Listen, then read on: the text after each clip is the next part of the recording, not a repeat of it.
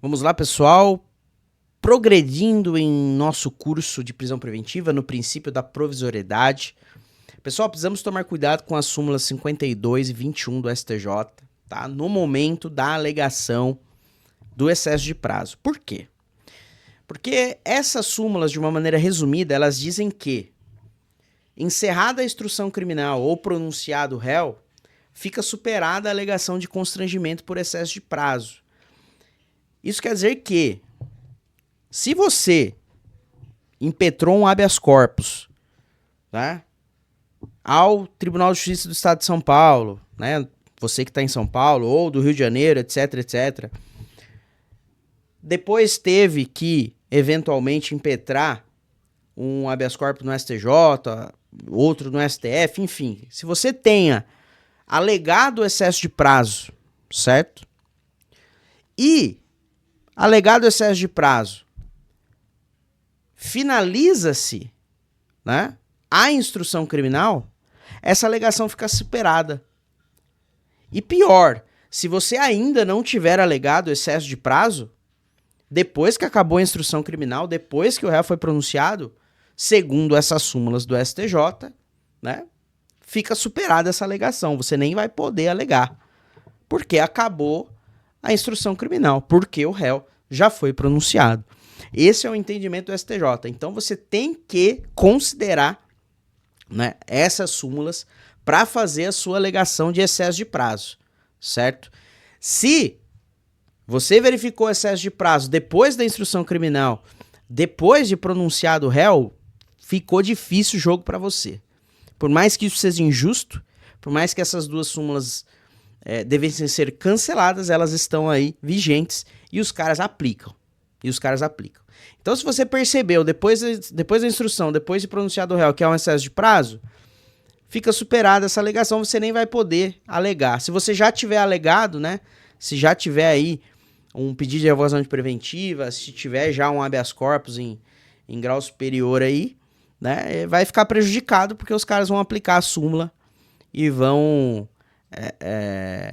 superar essa alegação sua em razão de excesso de prazo, como se finalizada a instrução criminal, como se pronunciado o réu, o Estado tivesse cumprido com o seu dever, assim, de dar ao réu um processo com duração razoável, né? Na verdade, o Estado não fez mais que obrigação, né? E só que o STJ, infelizmente, tem essas duas súmulas que considera que, chegado o final da instrução, chegado o pronunciamento, é como se o Estado tivesse legitimado, né, a sua atuação jurisdicional, o tempo que ele está demorando para poder fazer o julgamento. Então, muito cuidado com essas súmulas. Prosseguindo no nosso estudo, em relação ainda a essas súmulas. Elas são perigosas, pois elas legitimam a demora jurisdicional com a finalização da audiência de São Julgamento ou com a pronúncia no procedimento do júri.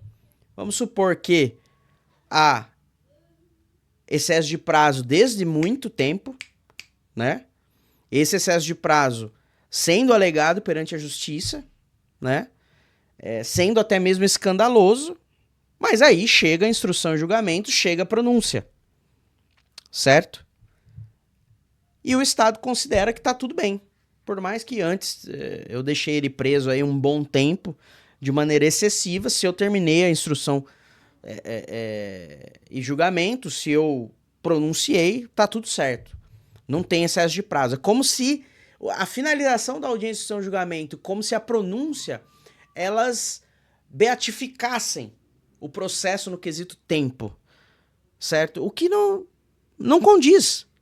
Não condiz. Por quê? Porque se o cara está preso de maneira temporalmente excessiva e veio a pronúncia e veio a audiência de instrução e julgamento, isso não legitima a demora. Isso não zera a demora continua. Certo? Então, essas súmulas são perigosíssimas. Elas são extremamente autoritárias. Extremamente autoritárias, porque ela reconhece que o final da audiência de instrução e julgamento, o final da pronúncia, praticamente remedia, né, a demora, né, o tempo que o réu está aguardando, tá ok? Então, nós temos que ficar atentos, tá, com essas duas súmulas, para poder trabalhar com elas. Se nós cairmos nas situações que elas falam, a gente tem que argumentar contra, falar que não faz sentido, enfim. Nós, como advogados, nós temos que sempre estar preparados para alegar o que a gente precisa alegar, né? E não há absurdo nenhum em se alegar contra essas súmulas, tá? Bom, ainda dentro do princípio da provisoriedade, pessoal, nós tivemos com o pacote anticrime, o assim chamado, né, pacote anticrime em 2019, nós tivemos a chegada do parágrafo único do artigo 316 do Código de Processo Penal, que claramente ele trouxe um reforço ao princípio da provisoriedade. Ele foi, assim, para quem é garantista, para quem quer o prazo de uma prisão preventiva, para quem quer esse prazo concreto, esse prazo fixado, né? Esse parágrafo único do 316 foi fantástico. Vamos ver o que ele diz, ó. Decretada a prisão preventiva, deverá o órgão emissor da decisão revisar a necessidade de sua manutenção a cada 90 dias, mediante decisão fundamentada de ofício. E ao final, sob pena de tornar a prisão ilegal. Pessoal, de acordo com a Constituição, qual é a consequência de uma prisão ilegal? Relaxamento. Então, o parágrafo único do 316, ele trouxe um prazo para prisão preventiva. 90 dias. Se houve prisão preventiva decretada, conta-se 90 dias, o juiz não faz a verificação se os fundamentos estão presentes ainda, fica ilegal a prisão e a pessoa deve ser solta. Então, em 90 dias, sem avaliação, solta a pessoa automaticamente. É isso que está escrito aqui. É isso que você tem que entender. Todavia, pessoal, nós estamos no Brasil. Nós estamos no Brasil. E o Brasil ele é caracterizado muito pela insegurança jurídica, né?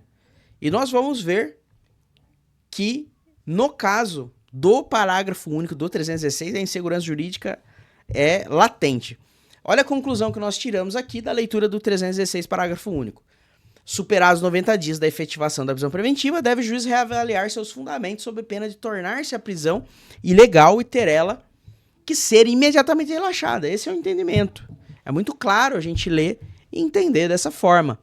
É muito tranquilo. Só que, pessoal, como eu disse, estamos no Brasil e, né, a questão aí, ela é complicada. Ela é muito complicada.